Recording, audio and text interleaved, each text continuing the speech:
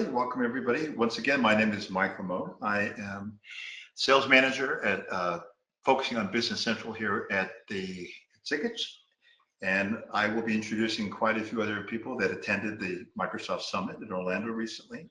So what is Community Summit? It is Microsoft's largest customer-facing event of the year, and it's typically in October every year, and it's created for Microsoft users of the business applications, D365, Power Platform, AI, that type of a thing. It's partners like Sikich, it's a lot of Microsoft representatives, it's customers like yourself, and then of course ISVs, independent software vendors, people who make the third-party solutions on that. As you can see, there was a good turnout. It was actually close to 6,000, I think, if you include all the partners that were there. Tons of sessions, lots of speakers, and basically it's over a 4 or 5 day period. All right, so in terms of who was there, pretty close, but Business Central, ERP, the audience that were either users of that or interested in that made up the biggest percentage. But close behind was the enterprise level ERP, finance and operations, or finance and supply chain management. As you can see, there's still a lot of people that are on GP and interested in where that's heading. We're going to cover that today and other applications as well. How about industry? Well, it's no surprise. Manufacturing typically dominates this, but it's really manufacturing and distribution combined. And it makes sense. About half of the attendees are in some aspect of that. And then you can see from there where it drops down. So a lot of the tracks were focused on manufacturing, distribution, and specialty ones as well. The Sikich team, we send about, I don't know, 16 or 18 people there. That's our booth. And we had really good turnout there, great interaction from people, representatives from Business Central, F&O, data and AI, different groups as well to cover customer questions, and a wonderful experience in the expo. Some of the sessions that we had on there, you can take a look on there. There were some that involved customers, which we'll talk about in there, which were really great, and some that just covered different topics. If you're interested in any of these topics, reach out to us. And if there's a slide deck, even if you didn't attend, it might be interesting to you. We'll see if we can't get you that deck for you, or if you have some questions, we can follow up. But we always try to have a nice balance of different product groups, some BC, F&O, different application security, as well as some customer presentations. So who's Sikich? If you don't know us by now, been around about 40 years. Started off as a CPA firm outside of Chicago, and they kept growing and growing. So we're over 2,200 different people. We're half accounting, tax advisory, and half technology. On the technology side, the majority of our revenue comes from Microsoft applications and helping our customers with Microsoft solutions. We've done 1,000 Microsoft Dynamics projects, and we're in the top 1% of Microsoft Dynamics partners worldwide. It's an award from Microsoft called Inner Circle. All right, so what are we going to cover today? We're going to take you through by product application area, but there might be some of those things that apply to. For instance, we'll start with GP. But since a lot of those people are moving to Business Central, you might want to stick around with the Business Central group. Also, the customer engagement section includes things which tie into D365, Business Central, F&O, field service, CRM, customer service, contact center. And then we're going to end up with some Copilot and AI. As you know, AI is the talk of everything Microsoft now. And we'll have some time at the end for Q&A. So to get this party started, let's hand over to my good friend, Carrie, who's also there. And Carrie, would you mind taking on, and let's get you introduced and yourself and talk about who you are, what you're going to cover today. Over to you, my friend. Yeah, absolutely. Thanks, Mike. Really appreciate the introduction there. So hi, everybody. As Mike said, I'm Carrie Leeds. I'm an account manager here at Sikich. I work with our existing GP and BC clients, and I focus on those GP to BC migrations. So I'll be talking through all things GP updates from Summit today. Yeah, so to start off, I want to highlight the GP to BC session that we did at Summit this year. I was lucky enough to present this year with one of our long-time clients, Sherry Bruno, and she's with Bible League International. Sherry took us through her experience in migrating from GP to Business Central with Sikich, from what that decision process looked like, to the ups and downs throughout the project, And really the benefits since her go live, which at this point had been, 3 or 4 years. So she really had a lot to say, a lot of experience on it. We know a lot of clients are in this position. Really, most all GP clients are in this position of looking to migrate to the cloud and off of that legacy product after many years. And Sherry was just a great example of a success story. So, like Mike mentioned, BC was actually the top interest, I guess, at Summit and the top reason for attendance this year, which it makes sense with that big push to the cloud for those still on GP on-prem. So some of the highlights from Summit on the future of GP. I just wanted to kind of go through my takeaways. So Dynamics Communities kicks off the week with a big keynote, which most all attendees come to or recommended to. And they go over all the products in the Dynamics ecosystem. And GP was not even mentioned during the keynote. And as to be expected, AI was the key topic. We'll talk about that a lot more throughout the rest of this presentation. But there's no AI within GP. So that all made sense. And they did have still a GP general session where they reiterated just the end of GP support announcement, which I pictured there. I just took that picture of one of the slides they had up. And it was mentioned that, although GP can be used, don't want to scare people. I'm sure there's folks on the line that are using GP, the spiel. It can still be used, long after the loss of support, since it is an on-premise product, but, it's not something that's recommended. And, it's noted just the positives of moving to BC. And at Sikich, we do have ways to make those migrations kind of less scarier and easier, which I'm going to go into on another slide. So here's just a bigger picture of kind of what I had snapped on the slide before, and some things to point out. Microsoft had initially planned to end support for, mainstream support for GP in September of 2029. And that was one update that came out. They did push that out to the end of the year. So I think makes people feel a little better, get to the end of the year on 2029 for mainstream support. Some other important dates, though, to point out, starting next April, so less than 6 months now, no new purchases of GP at all. Existing clients can add users, but again, no new purchases. And I want to point out that can affect existing clients as well. If you own an instance of GP and you acquire another company, you need to spin up a whole, new instance, not able to do that starting next April. And we have had those requests within the last year personally at Sikich. And then finally, the security updates, which everyone knows how important it is to be secure. And those will officially end in about 5.5 years there in 2031. I know maybe it all seems like it's far out, but this is going to come quick, especially given that, once you decide, it's not just a flip of a switch. It takes time. Those discovery process, just evaluating the product or products takes months, sometimes longer. And then the implementations, of course, can take months or closer to a year. So Sikich is here to make that transition easier, and we just want to keep it top of mind.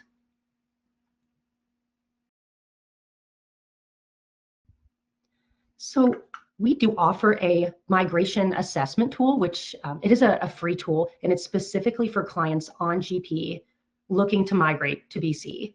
So it only takes, I think we schedule a 30-minute call with an IT person. It maybe takes 10 or 15 minutes where we can easily just pull information about your GP environment and just your setup in GP. And it'll pull things like maybe even data issues that could come up with a future migration. And we do this for all of our GP clients that are evaluating BC. And it's really just a good place to start in your discovery process. And I also noted down there, there's also a cloud migration tool available, which more easily it automates the data mapping from GP to BC. This is a tool from Microsoft, and it works for anybody on GP 2015 or newer, which is, of course, going to be the majority of those already on at least version 2015. And here is just a summary of the kind of information we get after running that tool. As a reminder, it's free, and it's just a great offering for clients that are currently running GP and want to take a quick look under just a few minutes. So that's the kind of information that'll come out of it. And then lastly, we will go over the good stuff, the pricing and promotions.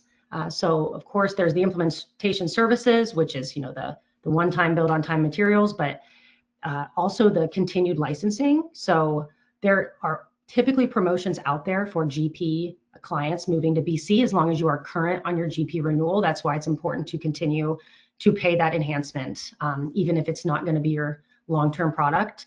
Right now, Microsoft's offering 40% off of your licensing for the first 3 years. That's if you purchase that BC licensing. Some of you may be in that position where it makes sense and you're going to purchase BC by the end of the year. You'll be locked in for 40% off for 3 years. And then for anyone missing that cutoff, I know that's coming up very quick. Maybe you're not going to purchase BC for another year or so. You will get the 30% off for the first 3 years. That promotion, it currently does not have an end date. So, we have hope that the 30% off will be around for a while.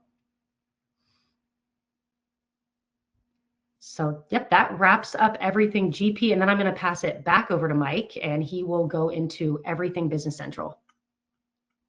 Thank you. Before we get to that, there was a very good question that was put out by the audience that said, how about clients migrating from Dynamics SL, which was formerly Solomon? Does that GP migration tool work for SL? Unfortunately, no. It was designed just for GP. It's basically, you run it against your GP instance, and it pulls all the data from that. I don't believe there is a tool for SL. We have converted customers from SL to BC, so we can talk about what that process looks like, but unfortunately, that tool doesn't only work for GP. Great question. All right, so once again, my name is Mike Mo. I'm the sales manager for Business Central team. This is my 12th summit I've been to. I've spoken a couple sessions. So my objective today is to cover some of the high points for Business Central. And any questions you have, either put them in the question or save them for the end. And let's jump right into it.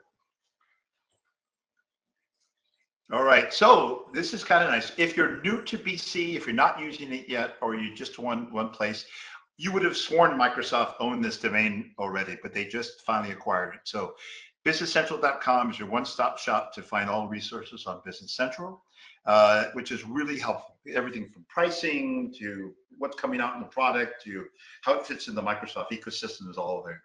And on the next slide, Microsoft has a dedicated YouTube channel just for Business Central. This is great if you're on the product already.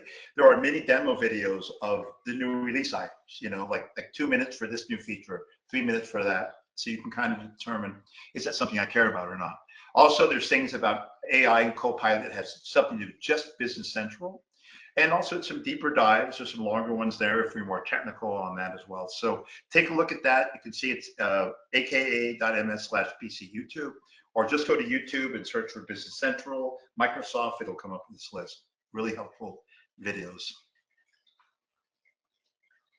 All right, and just to remind you, Business Central is the best-selling mid-market ERP in the world. It's only been around for 8 years. It's the next version of Nav, but it's passed at NetSuite and Sage, Acumatica, everything else. And Forbes rated it the best ERP the last 2 years in a row. The thing that's really important is less than 2% of Business Central customers move to another ERP. And some of them are moving to F&O, the tier 1 Microsoft platform. So it's a great product, and that's why there's so much interest in it this year as well.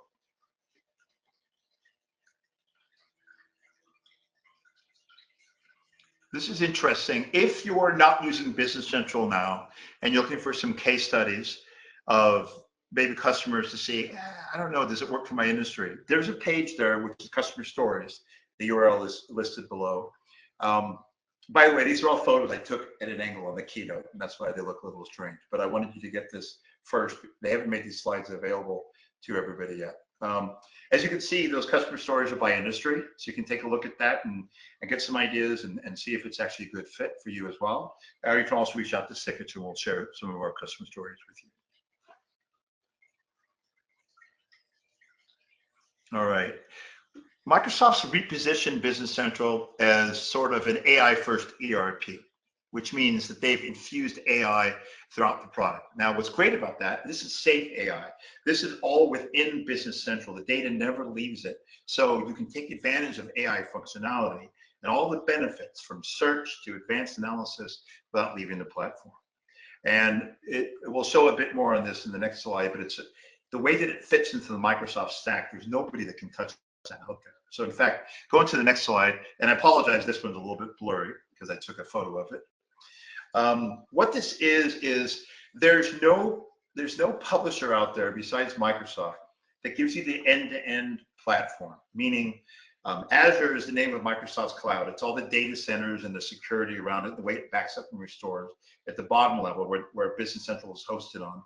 And then the application itself, but the way it ties into Outlook and Teams and Excel and Word, it's insane, like to the point where it's improving productivity 20-25%, because rather than switching those applications, it's automatically integrated. You add some of the low-code options, which are ways to extend the solution that you yourself can do. This is things like Power Automate, which is advanced workflow that you can do between applications. You know, hey, CRM does this. I send a text message to this guy and puts an entry in Business Central. You can do it yourself. And Power BI, which a lot of you have heard of by now, which is a data visualization tool that plugs into like 400 different type of applications, including Business Central. That's all part of this ecosystem. You wrap it around with Copilot, and there's really no one else that can touch end to end. So what we say is, it's not just rip and replace an ERP. Yeah, I'm using SL or GP now. Yeah, you want to get the functions that you need, but there's so much more. How are you working with Outlook and Excel and all these different things are part of the application? We can help you figure that out. But that's definitely, AI is wrapped around everything in the most trusted, secure cloud out there. Next slide. This is a little blurry. We'll share a link for some resources, but what Microsoft is doing, you can, on the investments, as I mentioned, they're infusing AI throughout the application. Finance, things like they're adding features for subscription billing if you're doing recurring licensing, that kind of a thing. Supply chain, they've added a quality module. Sustainability, if you're in countries that have to report that to the government. But the AI stuff, which is incredible, we'll talk about. Some of the agents they've added, autofill, let the system fill in entries based on what makes sense, like you're used to with other applications. And just the way, if you use the M365 Copilot with Excel, you have a taste of what the advanced analysis mode can be inside of Business Central. And then on the service side, just making sure that there's no delays, there's 99.9% uptime in the application, that the system's always optimized for your users. That's all part of Microsoft's continued investment in the product and commitment to customers, that not only will this be available, but they'll keep adding functions every turn. Next slide. All right, here's a new function that is just released on this version. It's called Copilot Chat. Now, you have to have your IT person access this, but this, for instance, can use Bing search to pull something in. Good example. Yeah, I met a guy at a trade show or his prospect, and I want to put his email in there, but I don't know his address of his company. Well, using this AI feature, we'll go out there, pull in the most likely address, and you can decide if you want to put that in. So instead of going separately and looking it up and do all that, it's going to pre-fill a field based on what it finds. Just something to save time for your users. And here's another one. You can go to the App Store, which is like, just like your iPhone or Android, there's an App Store for Business Central, where you can download a Word app for Business Central. And instead of paying someone like Sikich to customize a report in an invoice or a custom form, you can do it in Word and just try it yourself and tweak it yourself. And that's a huge change for people, and should make it a lot easier to customize your forms.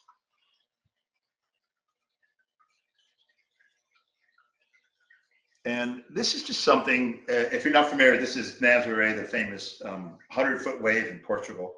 But what it's about is, instead of just watching, Microsoft's encouraging you to dive right in. AI is ready in Business Central, so you can use that. But they've also added things that you wouldn't have thought about, like reconciliation for banking, auto matching ideas based on AI, analysis inside of it that lets you surface information quicker with more insights, auto-filling fields like we talked about, a way to pull that information in. Maybe that saves you 5-10 minutes per transaction. Or like I said, sustainability of these functions. So you can try the stuff that's built into the product now, and Sikich can show you those things if you're interested.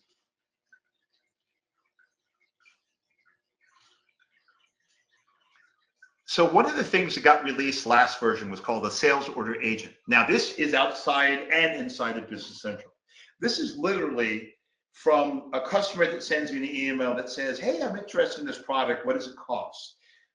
Microsoft is using AI to take that. It knows the customer information.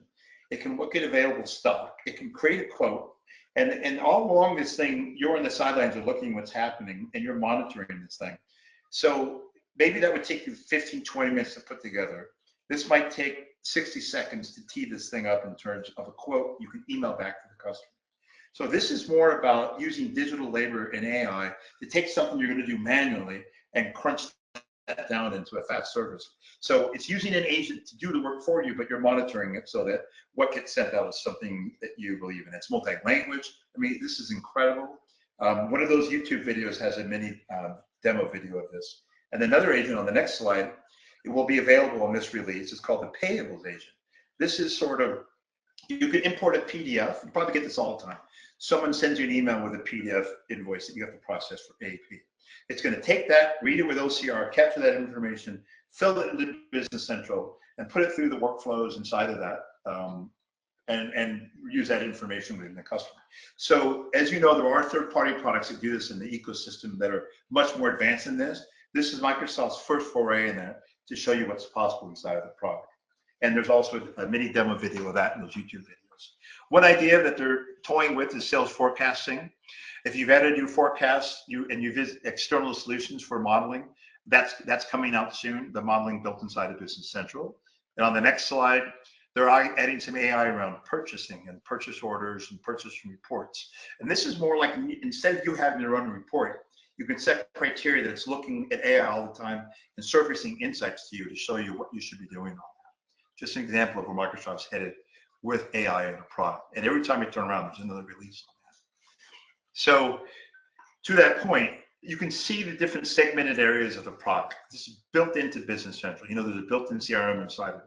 There's finance, of course. There is some marketing campaigns inside of it. As you know, the supply chain, there's whole purchasing and manufacturing for people that need it on the premium version. But all these areas that you see, Microsoft either has AI now or it's on the roadmap to put AI on, and it means it's designed to give you insights and work faster than you're doing now. And this was an interesting one. So if you're like a lot of us, you're wondering, how do I get into AI? Should I use AI? What tools do I use? Where do I get started? The first thing, of course, is if you're on a legacy thing like SL or GP or something like that, getting you into the cloud, you can't do AI on-premise. It's only available in the cloud. So you've got to get into the cloud with your ERP. That's the first step. But the next thing is start with using the AI that's built into BC. There's a whole list of things that are out of the box. They're just helping you do your job better. Then maybe you want to try your hand at either that sales order agent or payables agent, which is now the next level up. So there's a natural path. Starting that, maybe using M365 Copilot, but this is how you get started. On the next slide, it's okay, that's great, but what else can I do? There are custom agents that you can make with the product. It's called Copilot Studio. What this is for is maybe you have business processes outside of the ERP. I have 20 people that do time cards manually, have to code them. Is that right for making an agent out of it and that making things easier for you? So you ask questions. Well, where do our operations people spend most of their time? Could that be improved with automation? It could be a Power Automate, it could be an agent, it could be a better business process. And the idea is that there's several tools available to help you, and Sikich can help you with that journey. So it's here whether you want it or not. So how do I get started with agents? And remember, an agent is just using AI technology to do something that a human would do anyways, but faster. It's called digital labor, that kind of stuff. For instance, if you want to know about the agents inside of BC, there's a link there. If you want to see demos on the payables and sales order agents, there's the URL for that. If you want to see all of the agents that are built inside of the product, there's a URL for that. And if you really want to see which ones are going to the top of mind for customers out there and prospects, that's the bottom one on there on that list. But it's just bite-sized chunks you can see on what's available and how it could impact you, so you can see if it actually makes sense for you or not.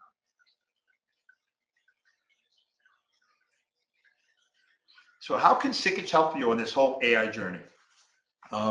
Maybe we're not using AI. Well, you say that, but you've got everybody using ChatGPT with work information inside your work computers.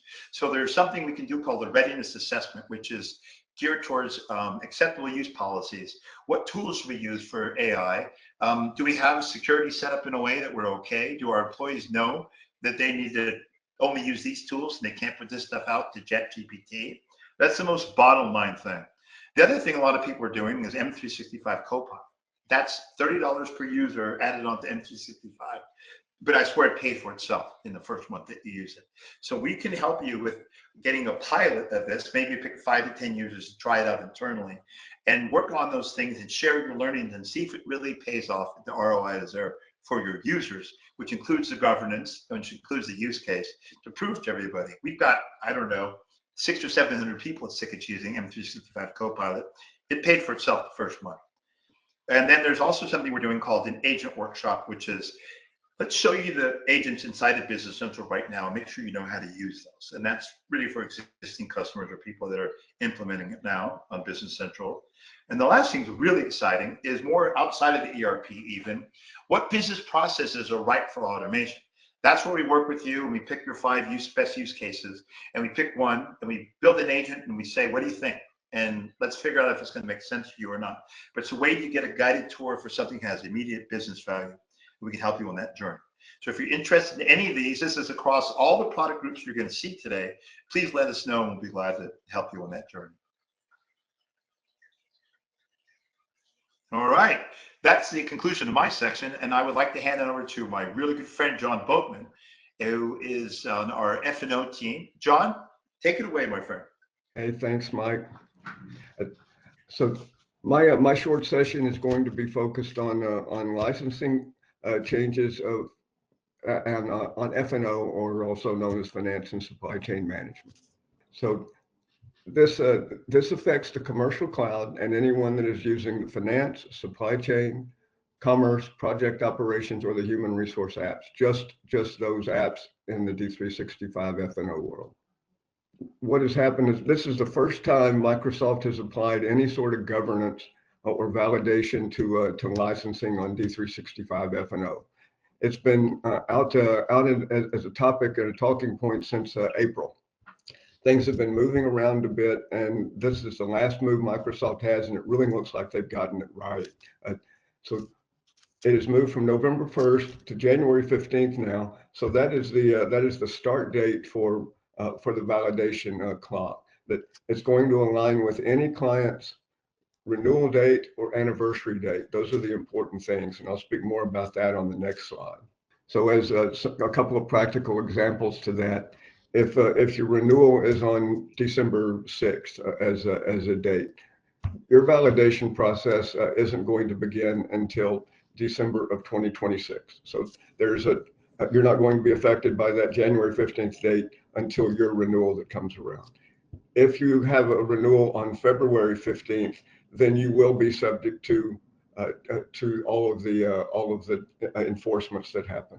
So the way it rolls out is Microsoft has a best practice of getting started on reviewing your security roles and everything associated with your licensing about 90 days out. The better practice is to start now. Get ahead of this, because so many of the things that we come across when we're looking at how security is laid out affects business processes, and that takes more time to work through and see where you need to go. At 30 days out, Microsoft starts a soft validation. So there's going to be some in-app notifications that happens if someone is under licensed or is not assigned a license. Then your renewal date hits, and then there's a 15-day window where you still have some time to get things worked out. After that 15th day, then enforcement begins. Where all these things happen is you're going to assign and manage licenses in Microsoft Admin Center. You'll be reviewing reports in the Power Platform Admin Center, as well as LCS. This is just a graphical layout of the process that everyone has been going through and will go through. You'll go out, you'll review the reports to determine what your user licenses look like. Is there anyone that is unassigned? Then you'll just move on through that until you have determined that everyone has the appropriate license that they need, and you end up in the best place where everything is compliant. So just a reminder from Microsoft that grace period does delay enforcement, but they really want everyone to continue to work through the licensing and get to compliance as soon as you can. And I do believe what this rollout is going to do is it's going to keep us away from that 60-day rush, but prior to renewal, when everyone takes a look to see where it is. It's going to be more of a continuous process here on out. And that's going to conclude my piece, and I'm going to hand it off to Rob. Well, thank you, John. Hi, everyone. Rob Dowsett. I'm a principal here at Sikich, primarily work with the finance and supply chain management team.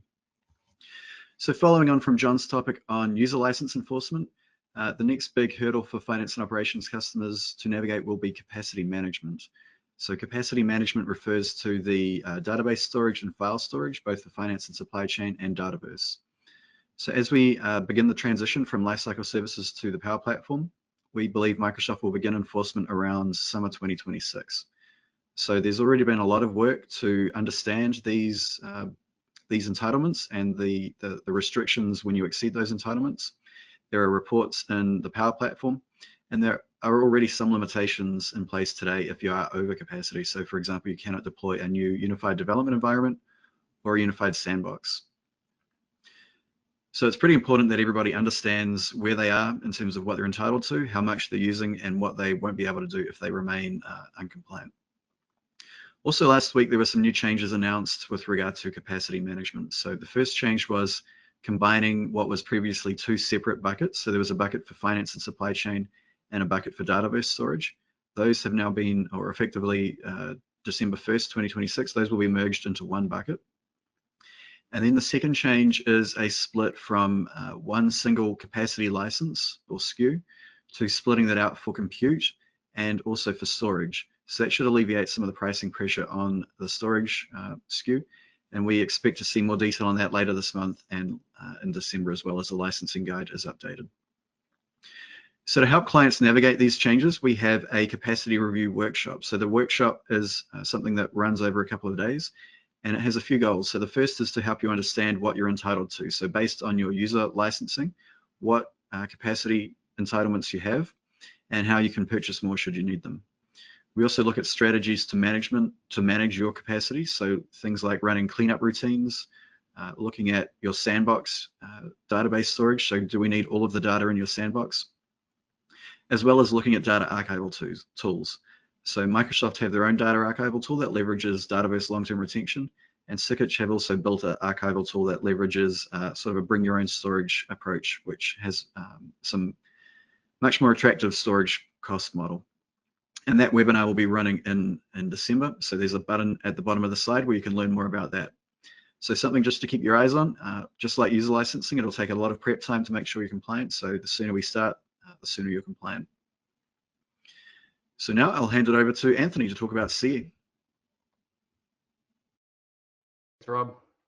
Like Rob said, I'm Anthony. I'm also a principal within the enterprise practice, focusing on customer engagement. Went to Summit this year. There's quite a bit of sessions that were around customer engagement modules, but I picked a few things I thought stood out the most. There's some new functionality they mentioned specifically during the keynote, always AI based, right? Because that's where we are in the world. And there were some things that were enhanced that I don't have slides on, but they talked a lot about contact center and customer insights that used to be the marketing product.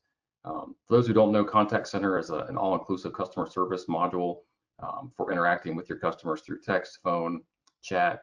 It also has AI agents. It's become very popular over the last year. Anybody who obviously needs information about that can reach out to us. We're happy to provide it. But I want to go over the new sales qualification agent, the customer service agent hub, and then talk a little bit about Microsoft Clarity. So on the next slide, we've got the sales qualification agent. It is important to mention that it's in preview, but they did talk about it during the keynote, like I said. The whole idea here is to start using AI to get rid of those tedious tasks that we're having to do daily that take our time, specifically around selling, right? So there's two modes in it. There's the research and then there's research and engage. but it basically at a high level helps qualify your leads for the salespeople based on criteria. And you can choose whether you want it to just queue those leads up for you to start the engagement, or if you want it to go ahead and start that engagement and then turn it over at a specific point for you. It helps with dealing with large volumes. It can use information from their website about company news, their intent, help you really engage and know if these are leads that are going to match to your ideal customer profile. One thing to point out, obviously, it does not replace your judgment or decision-making process. This is meant to be an assistant for you in qualifying those leads. It is capacity-based when it comes to billing, and it is a part of the Microsoft Responsible AI model. Now, on the next slide, we have the customer service side, the Agent Hub. There's a lot of agents coming out, like I mentioned, for case management and for the contact center, for chat bots, and when to turn that over to a person. And it's something more on the administration side, so I don't dive too much into the details, but just know that they've got a hub here now for managing your rollouts, gaining insights about the performance and scores and metrics that they're hitting, what the customer satisfaction rates are, and helps you just manage those agents at a high level. And also take care of security and privacy, which we all know is a concern when we have our own data out there that agents are interacting with. And then finally, talk about Microsoft Clarity. I got to spend some time with a CRM or CE MVP at Summit and going through Microsoft Clarity tool. This is amazing because, CRM has always struggled regardless of who your CRM provider is with adoption. There's always been tools built in to look at that adoption, but Clarity is a new level of this to where you can really manage that engagement. One of my favorites here is it actually shows you how many rage clicks you have when users are getting frustrated with how you've designed it or configured it. But it can really help you get an idea of areas of improvement, how long it's taking people to get through certain forms. It also has things like heat maps, so you can see where the most clicks are occurring on your screen. So if you've got a field that's way at the bottom of the form, it's getting clicked a lot, you can move that up to improve that experience. And it even does some session recordings too, right? So you can watch what your users are doing and make sure that they're getting the most out of what you've done for them. Those recordings are all online. You can go look at. You can also include Google Analytics in there for managing some of your traffic too, related to your CRM. And the best part is this is a free tool that you can get from clarity.microsoft.com and put into your solution. And they've committed and have a nice little statement there about why it's free and why they're going to continue to make it free for their users. So with that, and talking more about AI, I'd like to introduce Ray Bestie, our principal AI strategist, to take over the next session. Thanks, Anthony. As you said, my name is Ray Bestie. I'm currently the principal AI strategist here at Sikich. In this position, it's my responsibility to wade through all this AI stuff and guide Sikich and our customers on their journey towards becoming an AI-first organization. This year at Summit, I had 2 specific sessions, and a link to those presentations is later in this deck, and it will be available for download. The first was your typical tips, tricks, and traps session around Microsoft 365 Copilot and Microsoft Copilot Studio. I think my favorite simple tip is for people to learn about the newer meeting response option, which is called Follow. Now, we all have many meetings every day, and we can't attend all of them. But with Copilot and Teams, we can recap and learn about meetings we missed that have been recorded. If you can't attend a meeting, you typically decline the invite, but if you do that, then you can't use Copilot. If you accept it and don't show up, then everyone is asking, is so-and-so going to be here? He accepted the meeting, so we don't really want to do that. And if we then leave it tentative, then we have the same problem. It shows tentative, I don't know, is he going to show up or not? And it also blocks your calendar. So with the new follow option, which is only available if you have 2 or more actual attendees invited to the meeting, you can't do it just for yourself, wouldn't make much sense, means that you aren't attending, but you will have access to the meeting recordings for Copilot later on. My second session was a bit more technical and involved walking through an 18-month journey as Copilot Studio has evolved to build an agent that answers the question, does Sikich provide service X? The biggest aha moment from this session was the discovery of the recently put into preview connector for Dataverse. This connector provides access to data that automatically gets indexed by Azure's AI search functionality. So why do we care? One of the big sticking points for any agent that you build is the ongoing maintenance of the data involved. This connector makes data maintenance as simple as adding or updating a record in a Dataverse table. So next slide, as you would imagine, there was a lot of content about Copilot Studio and how Microsoft is positioning it. If you've had Microsoft 365 Copilot for a while, you may have seen a button to create an agent that would take you to something called Agent Builder. This is just a light version of the full Copilot Studio, and therefore they creatively called the new version Lite. The message from Microsoft is to use the Lite version if you're a business user to create simple agents, and for analysts to use the full low-code, no-code version. And then if you need something beyond that, use Azure AI Foundry when you need to scale it or add more advanced features.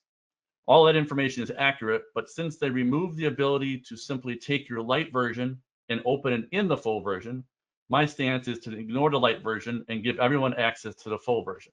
It does require an assignment of a license, but that license is free, and you can build the same exact type of agent as you could with Lite, with a very similar interface without the limitations of Lite. So when you're ready to go to more features, you're ready in the full version. The other added benefit for an administrator is on the Lite version, you have no visibility who's creating what. With the full version, administrators can see all the agents being created, so you minimize the amount of duplicate efforts. Microsoft Learn has all kinds of training options to get people up and running so that they can create the simple agents and obviously go take it farther than that when it's time to do so. Next slide. So as you would also imagine, there was a lot of talk about agents in general and their place in the workplace. There was a lot of statistics about agents outperforming humans and positioning agents as something built to fill in gaps in your workflows. I think the overall key point was the need for quality data to ground your agent's knowledge and the importance and improvements in making agents more explainable and auditable. On the area of new functionality, there wasn't a lot of new information as far as new features. There's stuff happening every week. It just happened to fall on a week where there wasn't a lot there. But one thing that was mentioned was the preview of the new computer use or UI automation functionality. You may have seen this in other competing products as well, but it basically enables an agent to create a secure environment within your computer so that it can run things across the browser and allows it to interact on your behalf and then stop when it needs to maybe log in and then continue on with that process. The accuracy of this type of functionality at this point is still rather low, so it's really in early days and worth exploring, but probably not something you'd put into production unless the scope of what you wanted to do is very narrow and predictable. One other new feature was an additional channel made available to publish your agents. So whenever you create an agent with Copilot Studio, you're going to want to publish it to some place for people to run it. And the obvious channels are the Copilot chat and in Microsoft Teams. There are all kind of other channels that are available, and they've added an additional one, and that's the WhatsApp application. Now, in order for Microsoft to stay in business, they obviously need to get paid for all this stuff. So they have altered a little bit how they pay for these Copilot agents and how you're going to consume them, and it's a consumption type model. So prior to this announcement, you had the option of purchasing Microsoft Copilot 365. You pay $30 a month, and you can use agents up to a certain point. There's certain different types of data types, and all of that usage for the most part was free unless you got the very advanced type of ideas. They renamed the messaging concept to credits, same concept, it's just a different word. And the other option that you had before this was the ability to just do pay per use. So instead of having a Copilot license, full license, you would just pay 1 penny for each credit that was used. Now the purchase package, which was available, which allowed you to purchase up to 25,000 credits per month for a fee of $200, that limitation was that you use it or you lose it each month. So they added a third tier called P3 that allows you to purchase larger packs of credits, and instead of only being able to use them in a given month, you have a 12-month window in order to use them. The overall concept here is to try to get people to commit more to using this and to give you longer time to do that. And on top of the change in licensing, they've also added a bunch of administrative tools to make it easier for us to understand, well, how many tokens or how many credits are we actually consuming? So it'll allow you to see by agent who has what kind of license, how many tokens or credits they're using, so you have a better informed decision to make. Do I just go pay per view? Do I get a full license? Do I go with a monthly pack, or do I go with a yearly pack? So the final area that there was a lot of buzz around was the concept of an MCP, or Model Context Protocol server. And up until this point, you had one for sales and for service, and now in preview, they now have them for VC and also for finance. Now, the whole point behind this is to give users and developers an easier way to communicate with our D365 data. Currently, without a server like this, if you use Power Automate or use any other type of integration tool, you need to know exactly this table goes to this table with these fields. Inside of these servers is the ability of a bunch of skills that understands the context between the tables, understands how and why data moves between the system. So you can ask English language queries against the system. It'll understand what you mean. It'll do the queries for you and pull the data automatically. So the whole idea is the ability for us to have better expansion of what Copilots are doing currently in those products, make it easy for us to add that functionality without having to hard code those things. And you'll find that in the world of this technology, MCP is that standard. It's relatively new in this AI world, and it's not just Microsoft that's doing this. Across the ecosystem of all technology companies, pretty much everybody who's anybody has an MCP server, which means not only can you communicate with your own D365 data, but if you happen to have data in ServiceNow or Oracle or some other system, you'll be able to communicate there again without having to necessarily have the technical wherewithal to understand every table and every field. And we'll finish off here just summarizing what the Model Context Protocol is about. It helps AI understand the relationships and meaning in areas like finance, sales, and customer service. It makes the interactions more relevant, and it helps you leverage contextual awareness instead of just raw data. I think you can see based on all of our updates today that AI is front and center in everything Microsoft is attempting to enhance in products we all use. My recommendation, though, is to step back a bit and focus on your business and what is working and what isn't working independent of AI first. Once you know where the issues are, then look at possible solutions through the lens of AI instead of looking for something to fix with AI initially. And with that, let's send it back to Mike.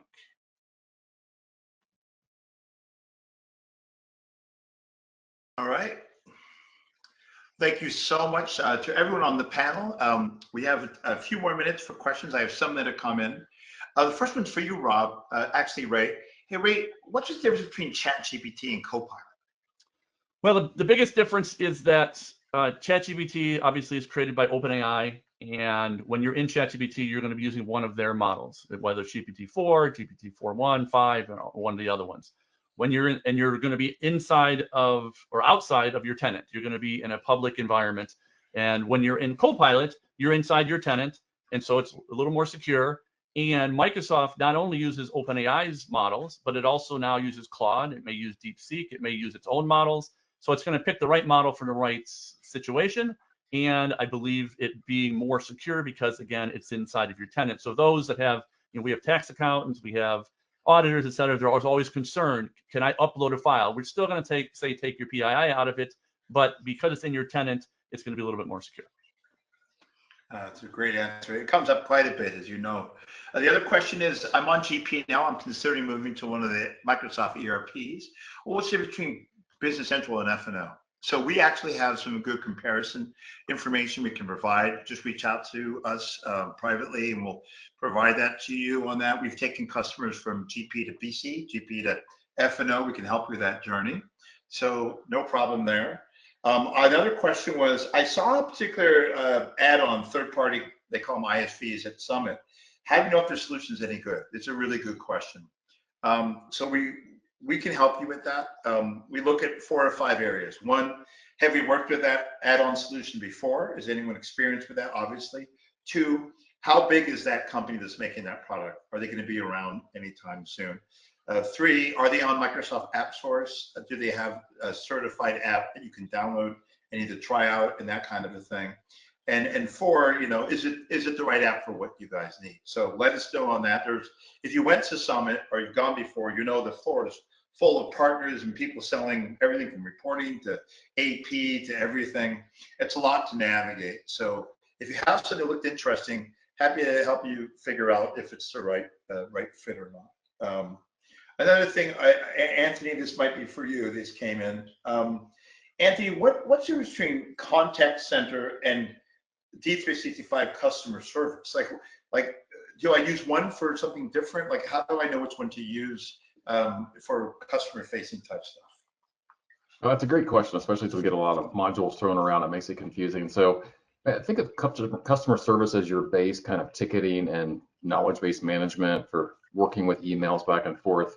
And then contact center just takes that to the next level. It used to be called omni-channel because it really handles all that interaction. So basically, however you would interact with a customer is going to come through contact center, tie into Teams, your phone system, your texting, your chat bots, and brings that all together. And then it also adds that next layer of kind of agent interactions with your customers. Thank you. That's really helpful because it does come up. I think contact center came out in the last year or so. Is it kind of newer or no? Yeah, well, like I said, it used to be an omni-channel product and another product. I think contact center was kind of the culmination of all that, and it really took off last year. And Microsoft had a lot of very large like IT type customers start to use it for their customer service, and it's just it's shown really well. There's a lot of information that shows the ROI on it too. I think is why it's become so popular. Perfect. And another one came up for GP, Carrie, if you're on. Someone said, I just need a quick and dirty guess at what this thing's going to cost me to move from GP to BC. I know you mentioned, Carrie, the migration assessment tool, which is really helpful because that's going to find the gotchas that we wouldn't know about, like you have to upgrade SQL and that kind of stuff. But isn't there some sort of questionnaire we can send to a customer, which sort of, if they answer that stuff, we can give them between those two things together, can we give them sort of a, hey, this is a good match and this is what it's going to cost? Have you been through that before? Yeah, absolutely. We can typically give a pretty good range early on in the discovery, really after probably one initial discussion where we bring in our solution architect, because these projects, depending on requirements, we see them on the low end, maybe around $100,000 or less, and then it can go way up from there. So like Mike said, filling out, we have a really detailed questionnaire, and once we get that filled out, we can tighten that up and give you an idea. Perfect. Super helpful. All right, let's see. I think that's the end of our questions that have come in, and I think we're at the top of the hour.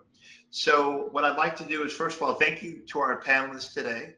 Thank you for people that recapped the whole different thing. There will be a 1-minute survey. That's all it's going to take at the end of this thing, which will help us improve on information. If you have any questions, you can either contact us to the email address that you saw, or if you see that info@sikich.com, just send an email to that. Our marketing team will get that, make sure it gets to the right people and get your questions answered.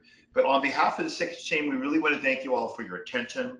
If you went to the summit, I hope you had a great time. I hope we saw you there and shared that with you. If you didn't and you have any questions at all, please let us know. Thanks again for your time and have a great day, everybody. Really appreciate it.